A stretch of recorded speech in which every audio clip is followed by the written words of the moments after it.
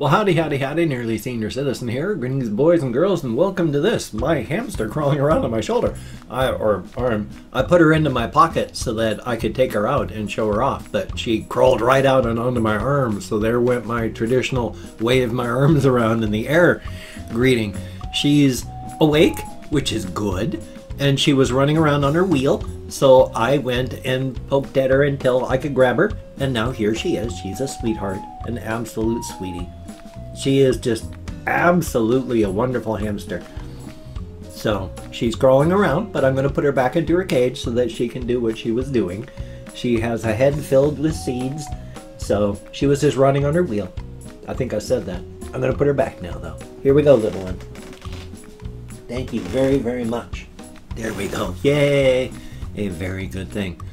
Yesterday was a heck of a day, a weird day. I did not get much done at all. My housemate spent most of the day in the hospital.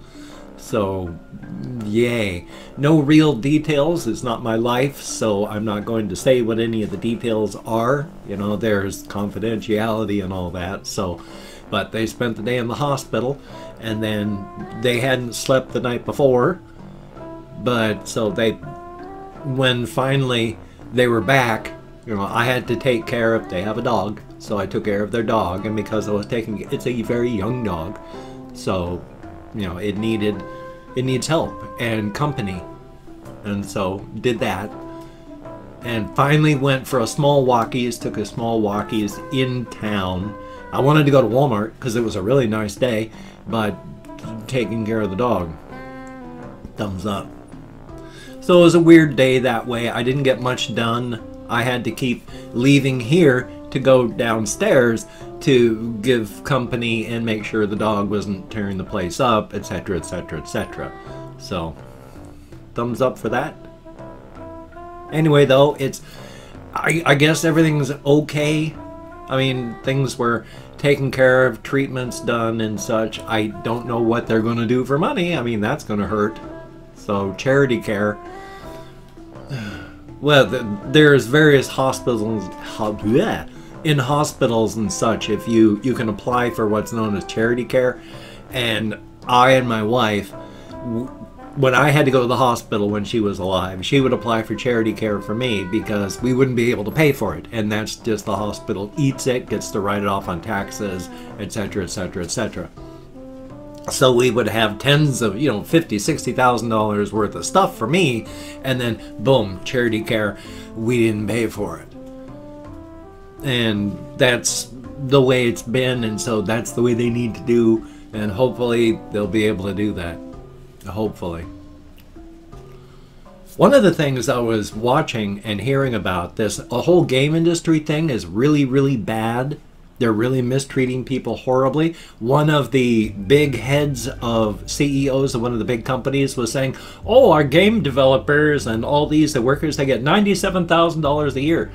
So they don't need to unionize. They don't need to do this and that and the other.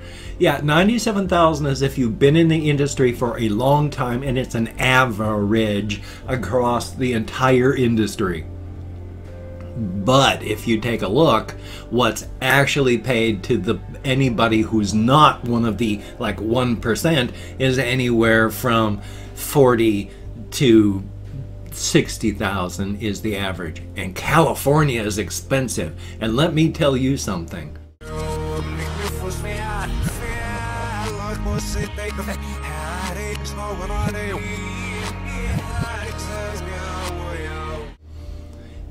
"10 years and more ago, like 2003, 2004, 2005, when I and my wife were still married and she was alive and we were both working full-time because we weren't both broken and she wasn't dying yet, we lived with her parents.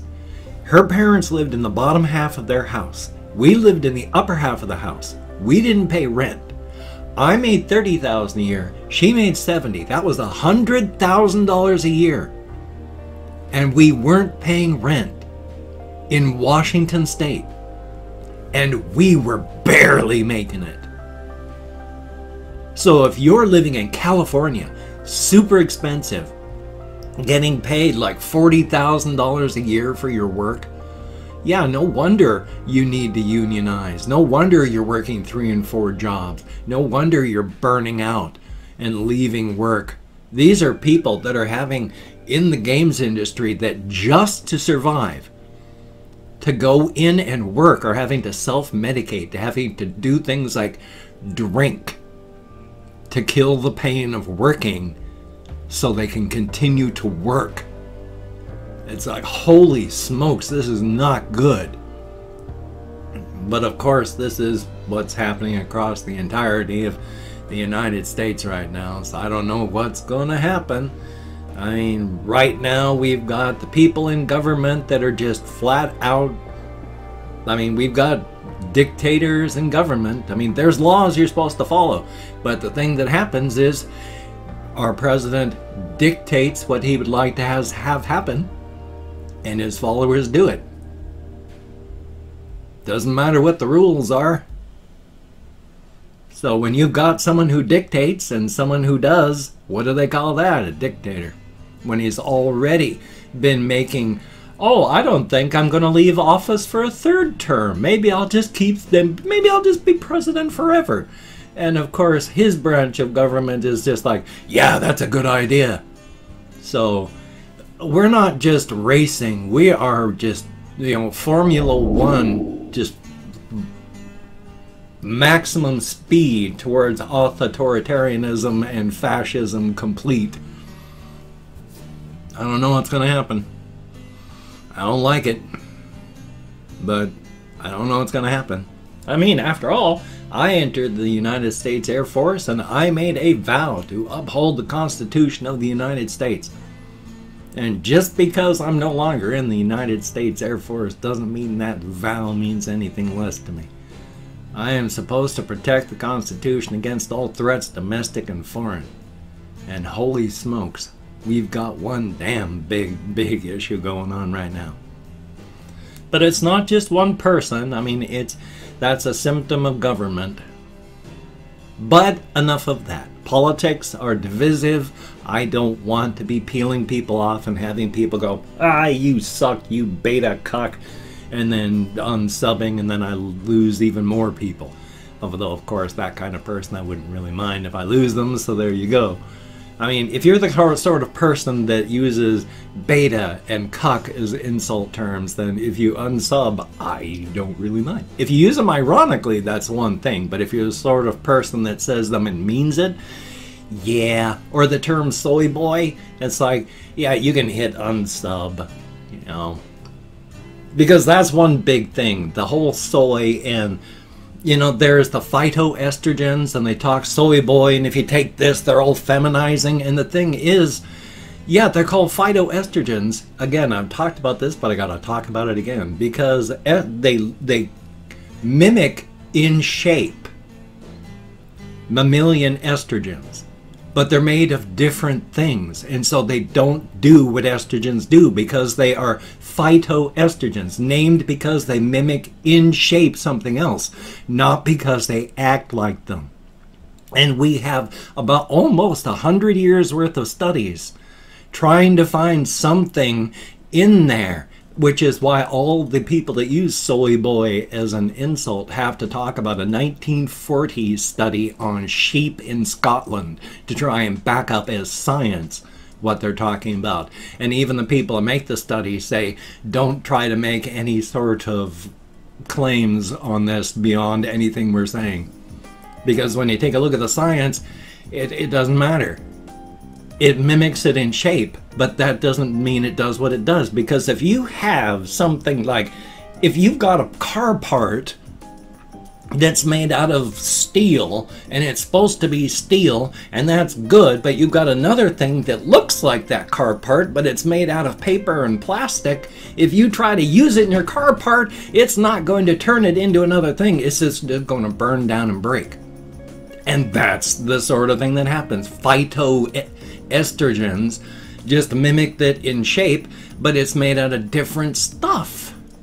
It does not act like estrogens on the mammalian system. It's just broken down and destroyed. So, chemical compounds are important. Science is important. knowledge, actual reason is important. Oy vey.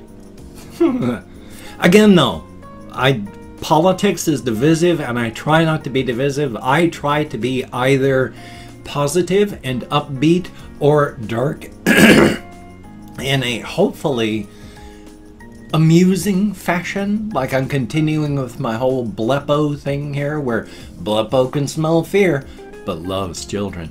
Now, does he love children because they represent the future, or does he love children with a hint of salt and some other spices? Hard to say. That will continue to evolve, won't it? I sort of see Bleppo as right now sort of one of those TV clown type things from like the 60s and 70s and all, when they'd be like hosts of TV shows. Like when I grew up in Bellingham, Washington, in Washington State, and one of the big things was out of Seattle, they had J.P. Patches, a clown who did a kid show. I think he finally died, but he was a revered character in Seattle for what he'd done. J.P. Patches, that was a cool show. I sort of miss Bellingham. I lived there well, I was born in Bellingham, grew up there, and then left when I married my wife to go to Blaine, Washington, a tiny town that is so small it makes Shelton look big. There wasn't even really a downtown in Blaine. It wasn't big enough for that. The big claim to fame for Blaine, Washington is the fact that there's the border crossing into Canada through there. And so people will, you know, occasionally slide off and do some touristy stuff, quote unquote, in Blaine, but past that it's really super small. I mean, it has a downtown, but it's like a block, that sort of thing. Very, very small. And so I lived there with my wife until she had to have heart surgery, and then ended up in a nursing home and then an adult family home. And then from there we moved to Olympia so that we could be closer to our children, because they were given over to her sister and her family in guardianship. And so we moved as she got better, and then we bought a house in Shelton, and then she started to well, she didn't start anything, she just continued declining. It just took a long time before we realized it was a big, long, slow decline. So I'd love to go back to Bellingham. Excuse me, but Bellingham is expensive, very expensive, even more expensive than here. And I haven't lived there for ages, so I don't know anybody. And everything that I used to go and see has closed. There was a newsstand. It was a place you could go in and buy magazines and books, and it's gone. And there was a game store, and it's gone. And the guy that ran the comic book place, well, he retired ages ago and sold his comic book shop. Last time I was there, 10 years ago, it was still there. I don't know if the comic book shop is still there. Everything that I used to know is no longer there, so it wouldn't even really be my home I'd be going back to. Especially since the house that I grew up in, built by my grandfather, my parents sold it when they moved way back when I was like 25. So there's really nothing beyond nostalgia holding me to the thought of ever moving back to Bellingham. So I feel displaced in time and in location. I don't really feel like I've got an anchor, which is fine. I mean, my life is tiny. I've got my bedroom. I've got the here where I spend the days, and past that, all I need is a place to, you know, to have a toilet and a shower stall, a place to cook food, and that's fine. All I need. If I when I move out of here, because they're slowly sinking and paying for things too. I just need a bedroom, an office, a place to cleanse myself, cook food, and that's really it. Store my stuff and I'm good. Sleep, office, bathroom, cook food, And then I'm done. I don't need anything past that. My life is tiny and that I'm good. I enjoy making videos. I enjoy all this stuff, and I want to have my life get better, and that I don't want to have to continue worrying about becoming homeless, but it's a tiny life, and that's okay. Thumbs up for that. I don't want to have to use up a lot of resources. And of course, I've opened up 24 hours worth of comments in my community tab. Going to thank 20 to 25 people for having left me a comment. Not reading the comments right now. I'm going to read them afterward. Thumbs up each one I do. Answer as many as I can.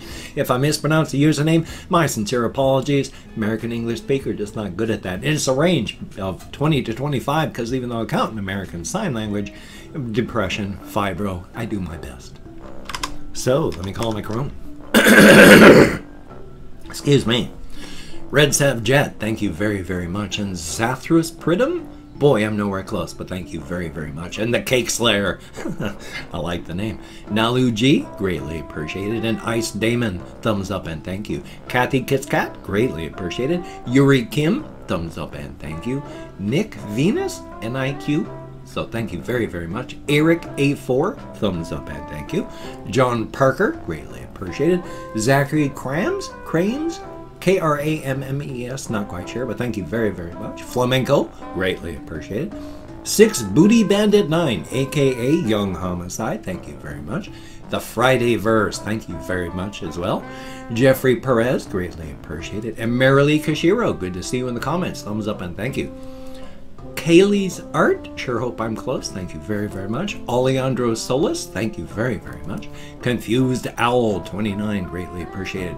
Russian Timing, thumbs up and thank you. Fantasy Spectrum, greatly appreciated. Ryan Davies, thumbs up and thank you. Frost Burnt, thumbs up, like the name. Pilot Folofolots, sure hope I'm close. And Narm67, good to see you in the comments. Thumbs up and thank you very, very much. Greatly appreciated, each and every one of you. You get me out of my head, into the world, dealing with real people. That's a good thing. And hey, if you can check out my various links, I have Twitter, Facebook, GoFundMe, Patreon.com, NearlySeniorCitizen.com. If you could donate to my GoFundMe campaign or become a Patreon.com patron like one of these beautiful and awesome people, that would be beautiful and awesome. But if you cannot donate, or you simply do not donate, I take all good wishes and I deposit them in the bank of my heart where I draw interest, so thank you very much. If you could toss me a like, I do appreciate all the positive validation I get for my existence, and if you could subscribe to the channel, and that would be very cool, greatly appreciated, and make sure to hit that bell, otherwise YouTube isn't going to let you know when my videos come out. Past that though, thank you very much if you do subscribe, and if you don't wish to, I do understand. Thumbs up. So, I've got this video, I got another video, still always thinking of the weird off-brand videos to do, so here's hoping. Wow, I've got a couple minutes left just to talk about this, that, and nothing, and start it all again. Actually, I can't even really think of anything to talk about at this point, so it's going to be kind of a short video. Thumbs up for that. I mean, not short, just shorter than what I usually do. So, you take care. Have a great day today. I will see you on the flip side. And for those people that didn't get pissed off at my talk of politics and have decided to stay subscribed, thank you very, very much. Religion and politics are just divisive. And so that's why I try not to talk about either. But sometimes, I mean, what can I say? Take care. Have a great day, and I will see you.